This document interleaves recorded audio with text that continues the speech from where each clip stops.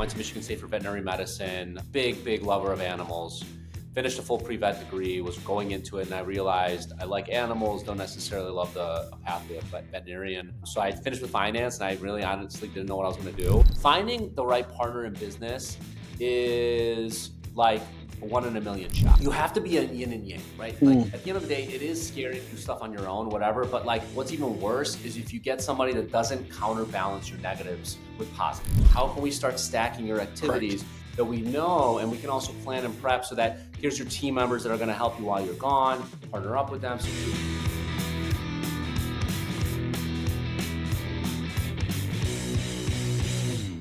All right, y'all. So welcome back to Real Estate Untucked podcast. I mean, we're sounding all formal. Have like intros I know. Now. Today we're joined by Greg Pekarsky. I just did it. God dang it. Fuck. You had one job. Shit. One job, Brad. Dude, I did it. Pekarsky. I did it. There we go. Co-founder of Vesta Preferred and leader of Illinois' #1 independent real estate team. That's no small feat. With over $1 billion in lifetime sales and a spot in the top 1.5% of brokers nationwide.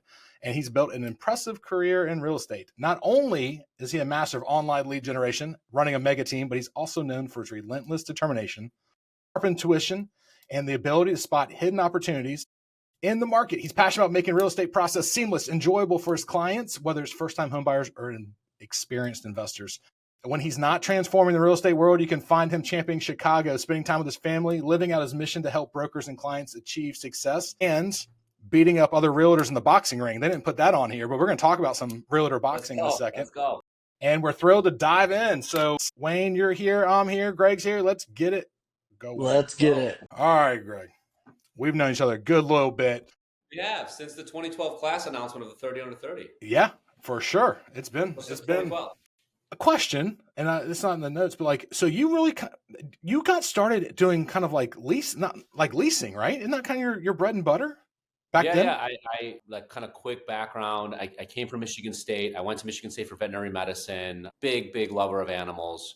Finished a full pre-vet degree, was going into it, and I realized I like animals, don't necessarily love the pathway of veterinarian. So I finished with finance, and I really honestly didn't know what I was going to do. There was a real estate company recruiting out of Michigan State, and they were like, listen, we were interviewing, whatever. And I came into Chicago. I came here only a few times before that for like New Year's Eve celebrations. And I was like, why not? I mean, I like sales, I like entrepreneurial stuff. Let me try it. And then that's essentially how I graduated in, I think, end of 2007. And I came here in January of 2008. Damn, dude. Veterinary. I thought I had the worst one with criminology. So yeah, veterinary, that's the most opposite I think you can get. I'm just impressed you guys went to school. Much. What was that like? What was it like to get an education? That's what I want to know. Yeah. You guys are getting paid? Come on now. One of the stories that stands out to me most when we were talking, and I know you've moved on from this, and I want to hear how it pivoted and how you've gotten as successful as you have. A lot of markets don't have the leasing agents like you did, but like you found a niche in doing that, right? Of like putting stuff in papers and doing that stuff. Yeah, can't say it was anything that was researched or planned. I completely fell into this industry by chance, but the niche that I fell into couldn't have been more of a perfect segue to like essentially launch me to where I am now. I came in, it was a small rental company. Chicago at the time was like a really vibrant rental city. There was like plus big downtown rental buildings, and they were all open exclusives. So non-exclusive. So anybody could advertise for them. And then it was just a matter of, if you can get us a lease signed, we'll give you the first month's rent. And I was like, okay. So then what I do is I create systems. I've always been systematic in my mind. So I got to understand how to do high volume marketing to then high volume selling, which then ultimately launched me to where I am now, right? So like that built my foundation better than I think anything ever could, because I immediately started making money, right? Because I was able to get those quick rental checks. And I started to be able to like build this system and the systematic mindset of how to deliver real estate in a big volume way. That's great. That always dumbfounded me. I was like, I didn't know you could do that. Cause like down here, when somebody wants a rental, we'll like call the rental companies and see what they've got for inventory, because they'll give us like $20 and a pack of gum and we can't do it. Right. No, it's like average rent for us was like 1,800 to 2,000 a month. So, you get like 6, 7 of these leases in a month. Like you're making, decent money. So it's a big, vibrant business. It's not so much anymore. Because the game was how many Craigslist ads can you spam until people are just like they call uncle and then they call you. But now Zillow essentially kind of took that over by just giving landlords direct access, and Craigslist doesn't exist anymore. So I was like in the golden era of Chicago rentals. And don't forget what happened in '08. The whole market crashed. Nobody was buying, and it was the worst time to get into real estate. If you were selling, it was the best time to get into rentals. Still needed a place to live, right? So like I built this huge database. I didn't even nothing here was like on purpose. It was all like, I think I'll do this, and then like I fell into the perfect pathway. That launched me. Well, Craigslist still does exist because that's where Wayne finds most of his dates. They're on the back channels of Craigslist. The struggle's real. The struggle's real. Yeah, yeah. When you say, I'd love for you to define, when you say system, like what does that mean for you? When you say like I built a system, because I think sometimes that's such a big daunting word for people. You know what I mean? They don't really, it's hard to kind of get their hands around that. Like what does that mean to you? So let me like dumb it down to the most basic mindset that will probably kind of explain where, because like I didn't have this vibrant CRM and like all of these like workflows at that time, right? I was just like a 23-year-old punk that like was just trying to figure it out, right? So at the time, that's when 4-hour work week came out, right? And I was reading it, and it was all about like understanding where you're spending the most time, but what actually do you spend where you make money? And at that time, I was spending 3-4 hours a day like posting Craigslist ads, right? And it was really good because that's the way that then people call you, but you have to spend that time to do it every single day. It's a lot of time. So at the time also was when the like international economy was coming out, and I started to get clients, and I had a client that had a big family in India, and I asked them, hey, do you think like you have anybody over there that want to start posting Craigslist ads for me?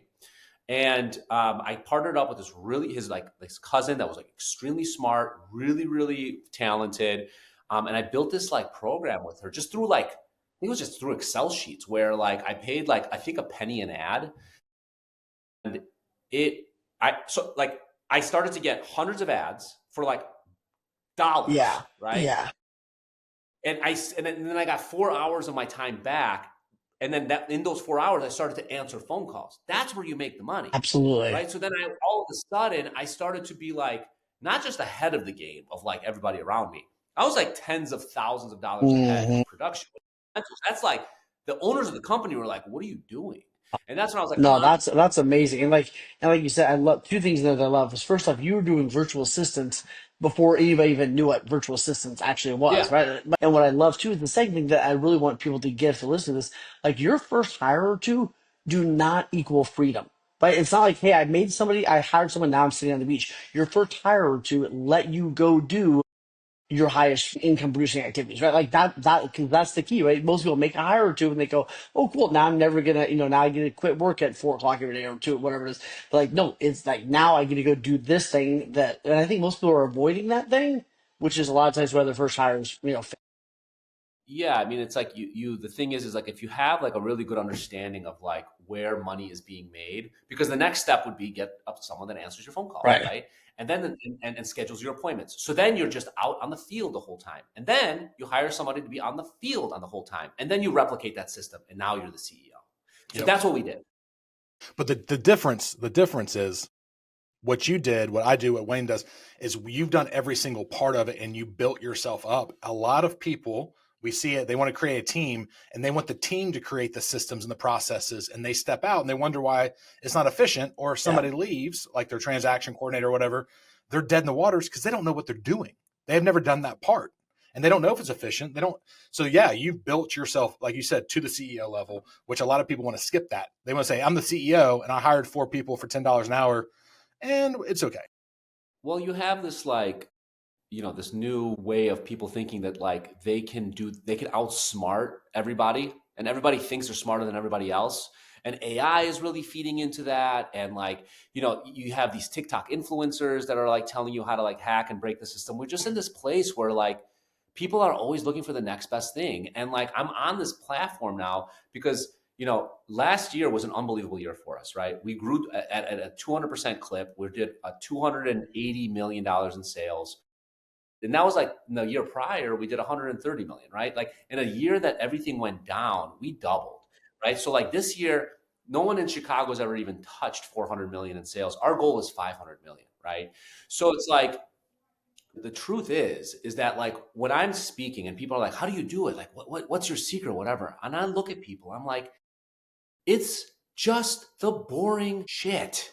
We just call people Yes. every day. Like, that's it. And we have a systematic way to do it. We don't do anything different. We just do it. Yeah. And everyone like hates that answer. And I preface it now. I'm like, I'm sorry. I'm not going to blow your fucking socks off here. I'm boring. 97% of my success is fucking boring. Yeah, I'm on stage. This is the 3% of the fun, right? Every day we put in the work. I'm up at 4:45 in the morning every single day. And I go to sleep like 8, 9 o'clock at night. Like I'm like not a night owl, but like my focus every single day is like hard, strong activity focus. We never look at the scoreboard because if your activities are right, the scoreboard will take care of itself. Say that And one that's more just what time. Say that again. yeah, we don't ever look at the scoreboard because if you focus on the right activities, the score will take care of Yeah. itself. I love that. I think so many people are staring at the scoreboard the entire game. Their anxiety goes through the roof and they really don't take hardly any action. So like you said, like make the plan, then check the scoreboard every quarter, but like just play the game, just take the action. But I have a speech on this, and what I say, the worst statement a realtor can say at the end of the day is, "What did I do today?" Because everyone knows they're really busy, they're running around. But if you can't justify your activities that you did for the day, you did nothing. And you, my friend, are potentially going into my biggest fear. You're turning into a zombie broker. And what a zombie broker is somebody that tells you how long they've been in the industry when you talk to them. I'm sure everyone's, when you're interviewing them, when you're talking on the deal, it's like, Greg, I've been in this business for 30 years. I'm like, motherfucker, you've been doing $5 million for the last 25, motherfucker. Like, Yeah. you don't know shit. Yeah. You've been a fucking zombie broker. You've been walking like this all your whole fucking career because you don't build on your day Yeah. to day, right? Like zombie broker is my what gets me up in the middle of the night. It's like terrifies me. So for you to take the leap you took, where did that come from? Where are your sources for business now? Is it database and ads are coming in? What's growing the business right now? Yeah, so it's the channels that we know work, right? So like we're nationally recognized for our leads program, right? And because we got so good at understanding our metrics on what gets us to the best conversion ratios, the biggest lead providers come to us and they want to partner with us. Zillow Flex, right? We are working with Home Story, right? Like we have these like national recognized lead platforms that want to partner with us because yes, there's a lot of people, a lot of realtors that are saying that they're willing to close, but I can prove that we have a 4 or 5x better closing ratio than anybody else around us. And it's not because like we're the hardest workers. Actually, I think, another terrible statement is people say, I just want to outwork everybody. No. You got to outsmart everybody. You got to understand how you're working so that you can tweak. My business partner meets with every single one of our agents every week, one-on-one. And we have a CRM that focuses and follows all of their activities. Not because we micromanage, it's because it's the best way to coach. Because if I know that if I give you 10 leads and you're supposed to have 7 appointments set out of those and you only have 3, we can listen to your calls and be like, what's going on in those calls? Because we know on average you should be getting 7. If you go on 7 appointments, you should have 3 follow-up secondary appointments. If you only have 1, why? What are you talking about on those tours? Everybody is in need of specific coaching along their own individual journey. If I ask you how was your day, was your week last week, that's a bad question. It's like, why don't you have 7 appointments when you should have that and you only had 3? That's a much better question. You can lean in. Absolutely. My business partner is unbelievable at being able to coach on the specifications of where people are in need of his coaching. But so that is how we 3-5 next people's businesses their first year here. If you track your numbers, though, you're going to see that you're failing. So I don't want to track my numbers because I don't want to know if I'm not doing a good job. I want you to make me feel good. I want a hug, and I want you to tell me it'll be better tomorrow. I don't want to know what the fuck I'm doing wrong. Yeah, dude. It's like when somebody in the beginning of the year says, I want to sell $10 million in real estate. Okay, how are you going to do that? Versus I'm going to make 40 calls every single day. And that is all I'm going to focus on. And if you only focus on calling 40 unique people every single day, you will hit $10 million. Which one is Which one is more can you control? Focus on your controllables, you'll win. All right, so here's what I want to ask you. What's the biggest fuck up you guys have made in the last couple decades? So what's the biggest? Because I love hearing like what's the biggest mistake you made, and then how do you Yeah. recover from that? Whether it was, man, we spent 20 grand here, really shouldn't have done that, or like hired this person, get this person. Like for you, what are some of the biggest like oopsies Yeah. you've made along the way? There's so many, right? But like this current team that we have, which is like we average 10 mil per head on our team. Like we are the most productive team here, That's right? Like amazing. it's unbelievable, and it's only going up from there. So it's like, but we weren't always here. Let Before we me started start. this team, Sorry to interrupt you. I just want to pause it for a second. I think you're doing it because you're not running it like a factory. Most big teams are running like a factory, which means to me they're not giving individual attention to the agent. So I want people to hear that the thing you're doing is you're growing, a big team in the sense where you're individually taking care of your agents, and that's what most people are missing. They got all these agents, but they're not giving that weekly one-on-one. And I asked them, hey, what's Joe struggling with? They have no idea. They don't know what the weak link in is with each one of their agents, and it's killing them. So, I think that's such a huge thing that I really want people yeah, to recognize is you're not just dumping people in, you're taking care of Joe and Sarah and Will and whatever it is. So, yeah, huge. yeah, yeah. So like one thing I want to say is that like when you're talking about the biggest mistake is not understanding my value proposition, Mm. right? So like in the beginning, everyone is like, well, I'm a big bad realtor. Everyone wants to work for me. It's like, well, you're a big bad realtor, but you're a shit manager, right? Like it's you can't have a team if you want assistance, right? All of these team leads are like, I need help, so why don't I just bring members on to help me? It's like, no. Hire assistants for that. If you have a broker, they're coming to build their business with you. So you better give them value. And the number one, number one value proposition that we give to people, the reason that we haven't lost a single broker to another team in the last 4 years. Nice. The only reason that people leave our team is because they leave the industry. They're like, you've given me the best shot, the best chance to be great. This isn't for me. That's the only way that people have left us. And it's because of our value proposition. I guarantee a 1.5 to 1 model. For every $1 million you bring me, I will guarantee you a minimum of 1.5 million. Mm. We are a net income model. That is through systems, leads, and coaching, right? So like, give you an example. I had the industry MVP from 2019 join our team last year. She's amazing. Her name is Lena. She did $14 million the year before. Last year with us, she did $40 million, right? Shit.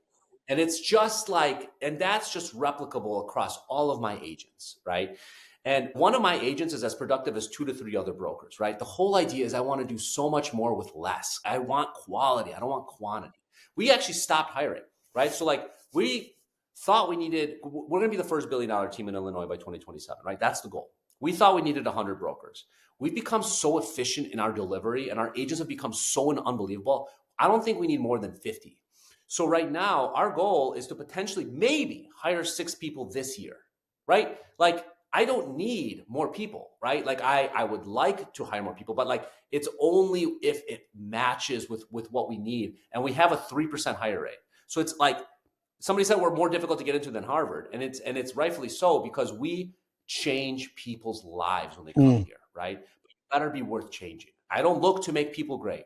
I look for great people in the wrong environment and I put them in the right one. That is what we do. So how do you do the? Sorry. No, my turn. I think you're gonna ask the same question, so I'll let Brad go. Okay.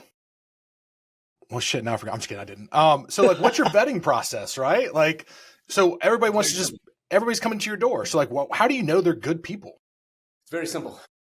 I focus on 2 main metrics and 1 secondary metric. First metric is attitude. Success is 70% attitude. If you don't have a great, unbreakable attitude, I don't want you, because the work that you have to put in to do this type of volume has to be unbelievable, right? Like you have to be able to call the people that you got to call and get spit on your face to find that next person. You got to be able to push through. And that is an unbreakable attitude. Secondary is an unbelievable work ethic. Those 2 things right there knock out 90% of the industry. All right.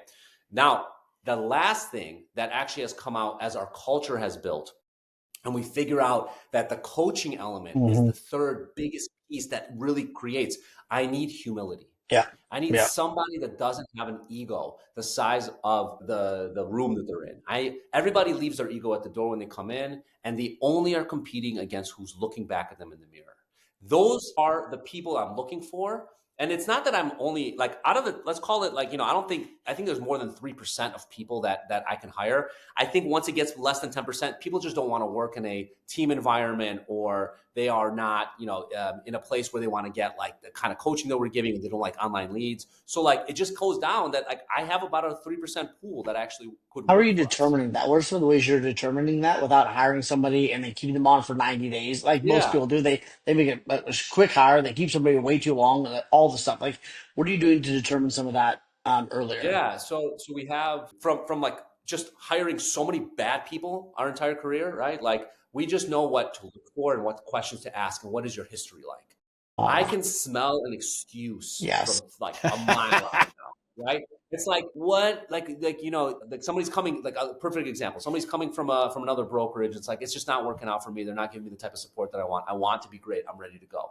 Okay, so what have you been doing every single day to get new leads? And they're like, well, I was like, you don't do shit, dude. You're just looking for handouts, right? I'm willing and able to give you these leads, but these leads are gold and you need to be worth it. So it's like we like people with a sports background because getting really good at sports like requires big thing. But And they're at the end of the coachable, day, right? Like they've had somebody yelling in their yeah, face for yes. 15 years and they appreciate that.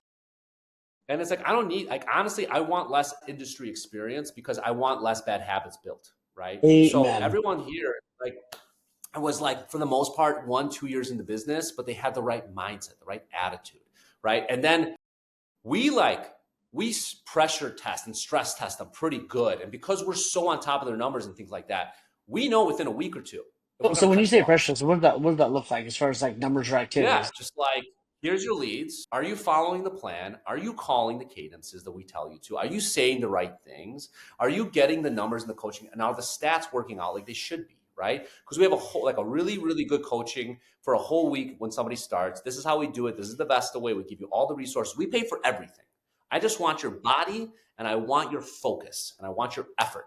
You do that, I will launch you to the next level, right? But like at the end of the day, like nobody here asks, what is going to be the next event that we're throwing, right? Because everyone is so good at like wanting to be just the best version of themselves. Now we have really good times here and we party, but I say that as an example because at the last brokerage I was at, and like wherever you go to these big brokerages, it's like all of these non-producers want all of this shit. And I'm just like, get the fuck away from me, bro.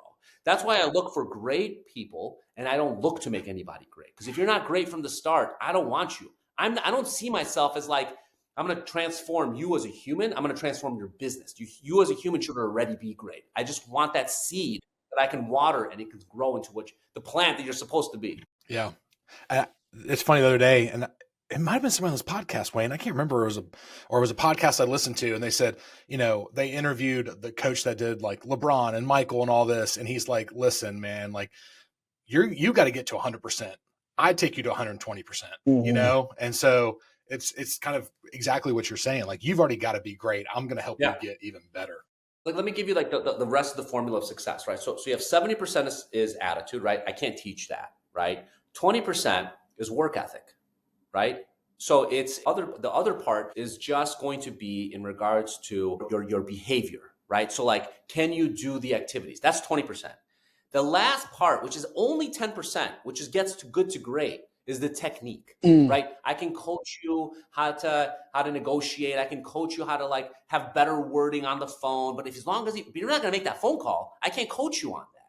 So we're really only looking for people that already have 90% of the formula. You get that? Now we're Love only that. like where we come is 10%.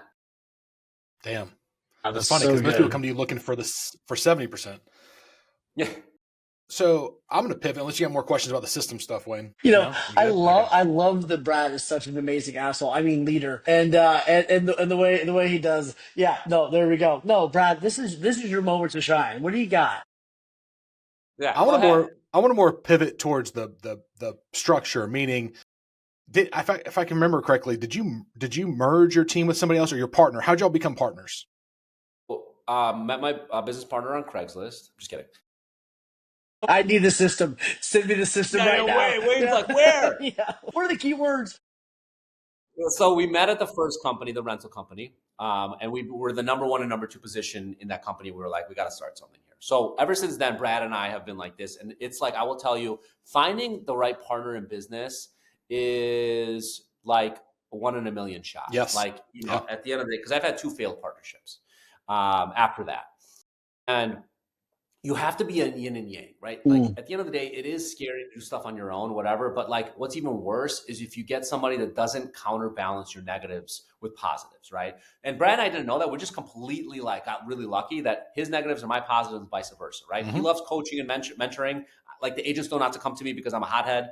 And then the agents come to me because like, I'm like the sales guy. I'm out in the front. I'm marketing. I'm like, I enjoy, like, I'm like, I got most dramatic award last year, like, right? So, but like, that's how we yin and yang, right? So like, I'd say that, our first partner, it didn't work out because again, there was no yin and yang. And the second partner, it was a really nice relationship. We got to $100 million together, but where our businesses were going, it was just going into a different way, right? So like where we were like really leaning into the online leads, he's a lot more kind of like referral and like a little bit more set back. And we just saw the writing on the wall. It's like, listen, dude, like everybody has to put in the same effort. If they don't, it's going to counterbalance and it's not going to work out. Yeah. That's why I go back to value. Everything in your life has to be value-based, right? What you're doing has to be able to get you more value than if you're not doing it yourself. When brokers just come and interview us, they've stopped trying to recruit us because of that. They know, right? Like my questions are like, first off, I'm more productive than any other one agent in your entire 2,000 Rolodex. So tell me, what value are you bringing me? Right. Right. And it's like, how can I do more with you? I don't need marketing. I don't need the exposure. I don't need anything that you're giving me. So what are you giving me? And I come back, you go to the value, the actual like core, if you really understand like the core value that you're looking for, that is when you're going to be able to really tell if something is worth it or not. Yeah, no, 100%. You kind of took that question and ran because so many people get into partnerships. It's one of my pet peeves. And like typically partnerships don't work, but people like to do it because it's scary. And then they put more time and energy trying to figure out this partnership than just building their business. And I'm very fortunate like you are. I've had a partner for about 18 years now, yin and yang. She actually is female, so really yin and yang. And like we do complement each other, but we also get along very well. So it's perfect. But oftentimes when you see it, it's hard. It's like catching lightning in a bottle, man. Honestly, like when I think about the book of Vesta, right? You think about the chapters, whatever. The partnership of Brad and I is truly the holding that holds everything. Right. And I hold that for like everything that I have. I have my wife and then I have Brad, my work husband, because I'm the wife. Okay. Because everybody knows that, hey, listen, I said I'm the most dramatic. Okay. So I am the work wife. So but we know that we understand our place. Right. And we respect the hell out of each other. And the team sees that and they respect it. And they know what to come to me for and what to come to Brad for. And at the end of the day, it's like, it's never been a question of what are you doing? What are you doing? We both know that we got each other's back. Correct. That is honestly, it's going to sound cheesy. It's beautiful because that's really what it comes down to. Because you both know, like today, my partner's like, are you in Colombia today? And I'm like, actually I am. And she's like, okay, cool. But like, she was just trying to get some one-on-one time, but she knew I was doing something to push our company forward, whether it was here or in a different state or a different country. So I think that's great. Beauty. Yeah. So other questions. So you're obviously wide open, 1,000,000 miles an hour. You got kids, you got a wife, and usually those always can take a back seat because we're such driven human beings. So what are some tips and tricks, or how do you, maybe you don't, because I'm not very good at it, make sure that you make time for the family side when you're trying to do $1 billion in sales? Can I give you guys a story that will answer that question? Sure. About 5 years ago, well, maybe like 5 or 6 years ago, I was talking to a friend of mine in the industry, really successful guy. And he just had a crazy year. I was looking up to him. I'm like, once I do his numbers, I'll be set. I'll be good. I'll be ready. Right. And on the call, I was like, dude, congratulations. You did amazing. What's going on with that? And he goes, yeah, but like this guy did that. I was like, man, I'm pissed off. I'm going to have to get that. I was like, and that like knocked the wind out of me. I'm like, dude, what am I chasing? What am I doing here? So that made me go into like this like really like inward look, because as I was getting more successful, I wasn't getting happier, right? Like I was getting lonelier and I was getting more upset. And I was getting more frustrated. And I was like, what is going on? Why? And what I came to realize is that everybody, well, not me, and I don't know everybody, but what I was doing is I was combining happiness and success, and I was combining them like this. Mm-hmm. And what I realized is happiness has nothing to do with success. The happiness is the why. So I started to think about, where am I the happiest? When am I like just like, really feeling like my tank is getting filled up? And it was when I'm with my family. And at the time, it was just with my baby girl. She's going to be turning 7 in a few weeks. And she's got both of these teeth out. She looks wild. She looks wild right now. Typical But hockey player from it's Chicago. her. There you go. Yeah. Was like, and then I have my younger one, Jackie. She's like an absolute lunatic. I get like, I'm like, have you guys ever been terrified of a 3-year-old? Huh? Because Yes. it is a special form of fear. But like it fills my tank up, and like as frustrating as they are, and it's crazy. It's like if I don't have that, I don't give a shit about like selling and whatnot. So what I want to tell, if anybody's listening right now and they want to know that answer, you have every right to be happy right now. Okay? And understand what that is. Now use your success to give you more of this. Guys, honestly, I don't want to be the biggest, baddest, number one realtor in the whole wide world, right? I just want to be with my family as much as possible. I enjoy real estate. It's a passion of mine, but it certainly doesn't make me who I am. But I use real estate to give me more time with my family. I took my family on a Disney cruise this past 2 weeks ago. It was the time of my life. I was hanging out with Mickey Mouse. It was amazing. It was the best time I had all year. And I was like, that's why I do this shit. It was so expensive, but I didn't even care. I was just enjoying the hell out of it. So how do I do it? It's because I know that if I don't have my happiness, none of this shit. How Amen did to you? that. Was it 4 hour work week? How did you realize you could have both? I see a lot of people stop halfway, Yeah, right? They're like, "Well, I wanted to be," they almost unconsciously choose or consciously choose one or the other. Like, how did you realize I can build a badass business and yeah, I have an unbelievable partner, Maria, my wife. She's unbelievable, super supportive. She understands. And in the beginning, I get it, right? Like you have to answer those phone calls late at night. You have to do these things. And like now I have a system and I have people and I have my weekends for the most part. I have my evenings. Like here I am talking about happiness, living on my mountaintop, right? I get that. I understand that like you have to put in the work. So you have to have first off an understanding that are you really aligned with the person that is going to understand what you're going to have to do? And are you willing to do it?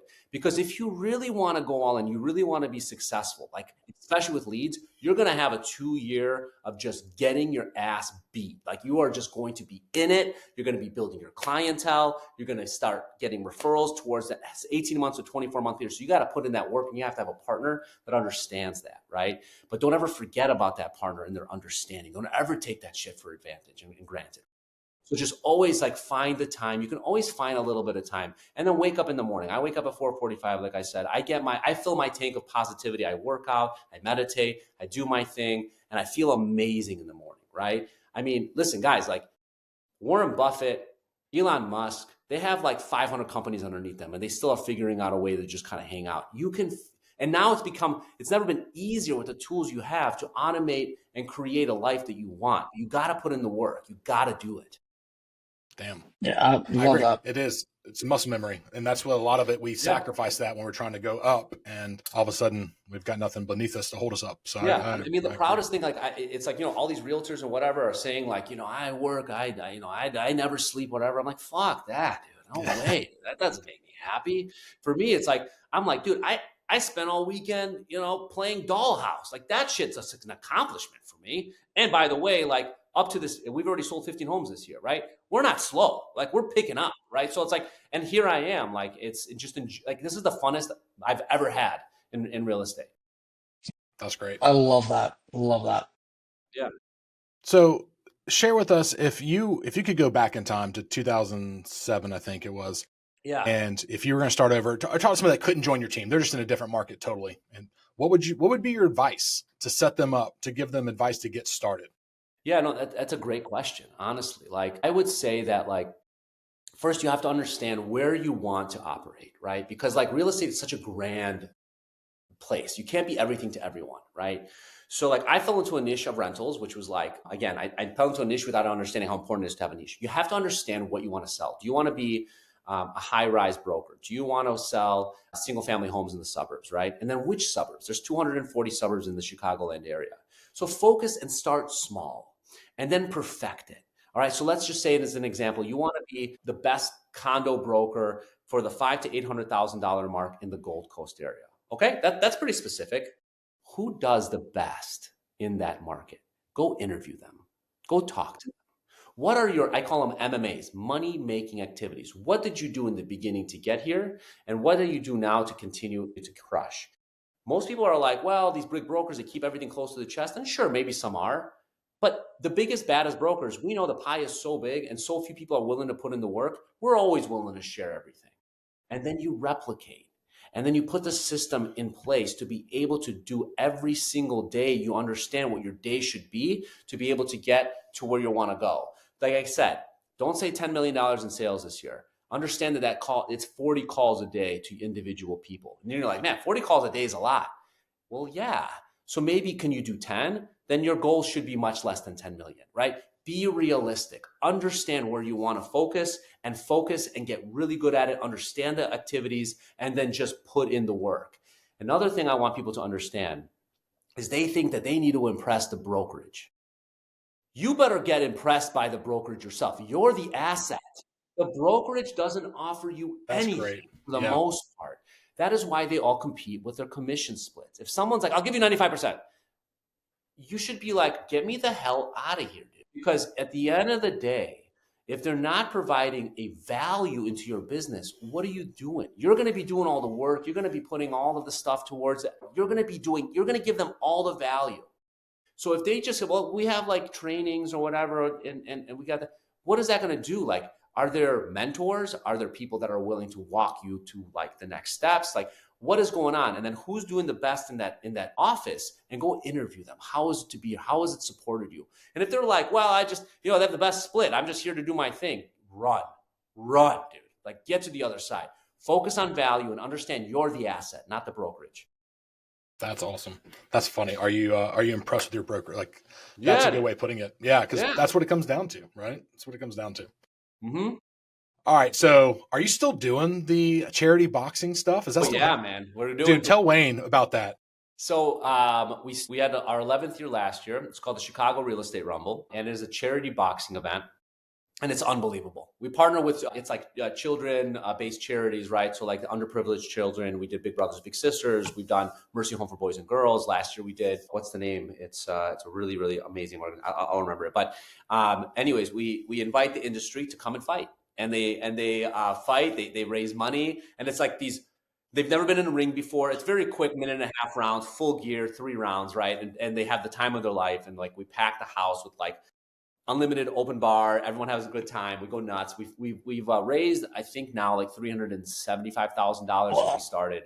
We've done LA Rumble, which if anyone's from LA, I feel you guys. I wish you guys the best right now. That's insane. Yes. Correct. Yeah, it's wild. Unbelievable. But like this year we're doing Detroit Rumble in April. And we're going to have the Chicago Real Estate Rumble in August this year. Wow. So it's just like, I was getting involved, right? Like when kind of going back to like, how do you build a business? Focus on things that you love and who you are. And like, I was really into and I still am into the nonprofit and like kind of the community that, like charity and whatnot. And I was a part of like 5 different charities at once. It just became too much. But like, how do I still do something, but like do it in a very focused way? So I then created this charity with my partner in crime. Yeah. And just, that's all we focus on. And we've been able to like knock it out of the park. It's an amazing industry event every year. Who's the coolest person you've met doing it? The Pirates of the Caribbean, the little guy. I don't want to call him. I don't know what the right word is. Yeah. Yes. They're as tall as me, not as tall as Brad. Yes. The Pirates of the Caribbean. I'm going to look it up right now. I know he's an amazing dude. Hold on. Yeah, oh, good. He emceed for us, and then we flew him last year to do it here in Chicago. That is so cool. And I would just like to nominate Brad to be in the ring at some point. I just feel like that would be a gift that we could give the world. So Martin Kleba. No way. How cool was that? That's my boy. Wow. That's my boy, dude. He's amazing. Amazing guy. Amazing. How cool. So he came in. Yeah, he did it for us. He emceed for us. He's hilarious, man. Oh my gosh, that's amazing. That's amazing. And also, I got to meet. Do you guys know the Broke Agent, Eric Simon? Yeah. Or have you heard of the Broke Agent? Mm-hmm. They're now Broke Agent Media. Bam. Cool. Yeah.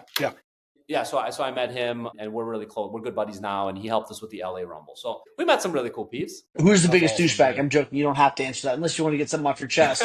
Unless you want to do some group therapy, we can do that. I love it. All right, so let me ask this: what do you what do you do to avoid bad days, or what do you tell yourself on the days that I'm sure you have shitty days and days are just like Yeah. fuck this, where like what do you either do on those days, or what have you done to like not have those days? It's like to think that you can avoid them Mm. is like a failure in the beginning, right? So like I just know that it's going to come. It's happening. And we've created a culture here where mental health is a high priority, Mhm. right? And the way we do that is we've created a very safe environment to be, it's okay to not be okay. And it's okay to want to ask for help. And it's okay to be tired. And it's okay to have a shitty day. So, like, because of that, people find here that it's a net positive environment.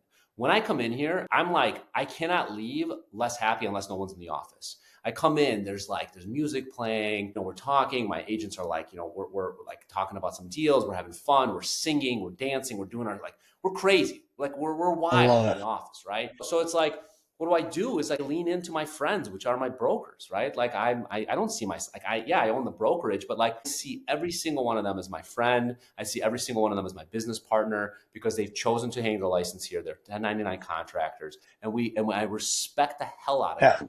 And because of that, they know that we do that and we care about them. People come in and they feel safe and they feel like they want to help each other. And when someone's down, right, it's like, it's not that like we're robots. Our attitudes are at 100% all the time. We just know when someone's attitude is down and we try to be there for them any way that we I love possibly it. can, Yeah. including myself.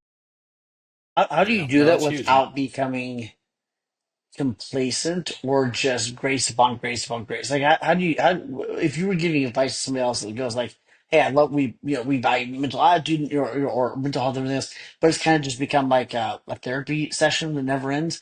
Like, what's your advice to those Yeah. teams that just got way too far or don't know how to do that health in a healthy way like you guys are?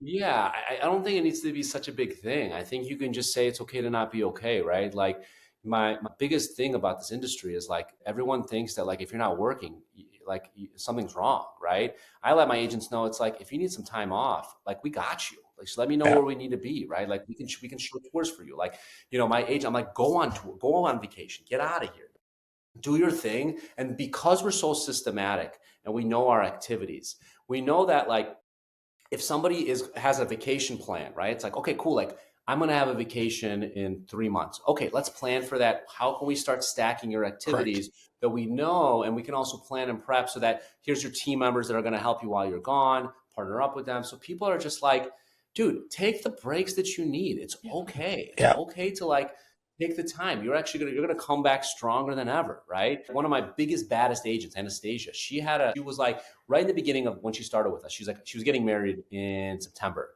And she was like, I don't know if it's a good time to start right now. We have a lot going on. I'm gonna have to take a month off. And I'm like, dude, do you understand how much you can do from January to September? Like, and that year, she blew it. She was the MVP that year. She blew it out. She still took a month off and she was fully taken care of. And she was like Right. a different person when her wedding came about because she was like, I didn't realize I could do this. I didn't know I had this inside of me. Yep. So she came out like like a banshee. She was like ready to like crush, right? But she had at the time of her life because she's like, I put in the work. I know I did everything I could. I got my goals done because my goals were realistic because Brad knows how to set them by the timelines that I need. And I feel good about taking the time that I have. That is it. If you have a plan and you know the plan, you execute properly, it is unbelievable what you can Well, it feels accomplish. great to have Which earned is the right, right? Like you earned the right. Now take the 2 weeks off. You You're earned the right. right. You don't deserve it. Don't You miss the earned it. I kiss. love You that. earned the right to do it, which I think is beautifully. And most people want to do it without quote unquote earning the right to do it, and that's what you're installing. That's Yeah. it. That goes back to your first thing where it's like, the first thing we were talking about. It's like everybody wants to be successful, but no one's willing to put in the work, Yeah. right? Absolutely. It's boring. It's got to do it. Yeah. It's a plan. You got to focus. You got to work hard. But if you also have a plan and a work and focus, like most people, if they know what they're doing, they can get their stuff done in 2 to 3 hours. Then most people can't do in an entire day. 100%. Yes. Yeah.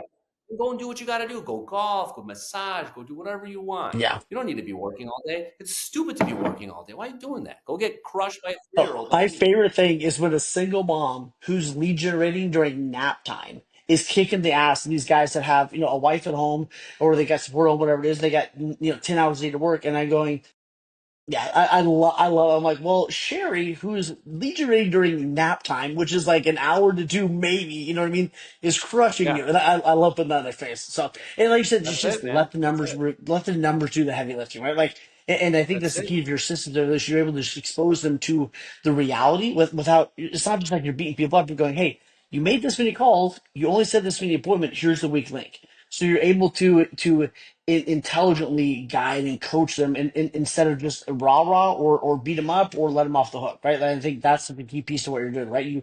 You can actually Yeah. walk and do that in an intelligent way. Yeah, I mean, like to kind of like just tell you like a little story here is like as I have actually because of my hiring techniques. I don't mean to, but I have a majority women on the industry on the team. Right? They're just the most strong emotional intelligence. They're the hardest workers. They're the ones that looked over the most. But man, money's green. Like it doesn't matter. Like I'm like the UN over here. Like I have like different like so many different cultures, so many different colors, so many everything. It's like money's green, man. It's like at the end of the day, it doesn't matter. So it's like but the thing is that like there are very beta men that are in this industry that pump up their chest, and the way they do it is when they negotiate is they talk down to Mm, my agents. And mm, my agents at the beginning they were like, "Can you believe how this guy's talk? Like what a piece!" But it's because they're threatened by the success of this Right. woman that is like unbelievable, confident, and I know that I've done my job well when I don't have to step in mm. because they're like, what a fucking loser, right? Like offline, not to Yeah, him because yeah. like what's the point? But then they use that guy's weak link mouth the way that, and I'm like, okay, cool. When he says that, this is what you're going to say to him because he's hot, he's not thinking, and now you're going to find out the seller's position because you're going to ask that question. So I teach negotiation strategies through emotional intelligence because men are so fucking weak emotionally and women are so strong. And I'm able to like coach the agents to be able to like use that impassioned moment to get an additional piece of information that they should not be sharing with me. It's Beautiful, unbelievable. beautiful. Unbelievable. God, that's awesome. Yeah. That's amazing. That's amazing. Yeah. Well, we know you've got stuff to do. You're running a million miles an hour, and I promise you we'd keep it Which is under an great. hour. So, no, I love it. This is probably one of the most information packed 48 minutes we've This has done. been So, amazing, man. Yeah. dude, you are a rock star, and what you've created, I am in awe of. So, thanks for taking your time out to even chat with Pleasure. Wayne. I mean, Wayne doesn't get to talk to people like you very often. I know I do, but yeah, Yeah, thanks for yeah. talking. Uh, That's yeah. I can catch you on Craigslist if you Yeah, want. yeah, yeah. Catch my Craigslist. I would love to know, too, what do you want to be most proud of a year from now? And I'll give you a second to think about that. And then, Brad, what would you say are the two things that stood out to you the most about this conversation? Like, what stood out to you? Um, and for I'll give Brad a second to think about it. For me, what stood out the most was like hire the right people. Like don't hire the B players and the C players hoping to make them great. Hire great people, right? Like you said, that have the 9%, and then you'll give them the 10. And I love that the tactics are the easiest piece in the sense you gotta get the right. I love that. And then yeah, the individuality of treating them like individuals and holding to a high standard and having the numbers to back it up. I think those are all huge things. Yeah, I'd say that my biggest and proudest accomplishment will be if I can average 15 million per head. Mm, Right, like that's it's like because like there's these companies that are like road to the Rolex. Like you do this for this, and we'll give you a Rolex. I'm like motherfucker, I want to teach my agents to be able to buy as many Rolexes as they fucking want. yes, Right. Like that's my goal, right? Like I want to change your fucking financial future in life. That is what I'll be most. I love Yeah. that. So to wrap mine up is he's got his niche and he finds people that fits his company and he's not trying to fit his company to the other agents, right? You're very clear on what you're expecting. You're clear on what you're doing and everybody's marching in the same direction and you're unabashful about it. And the other part is like, I just still sticks out to me. You didn't say it this way, but like you should be impressed by your brokerage. Nobody has ever Yeah, asked that. Never yeah. asked that. That It's is just like 100%.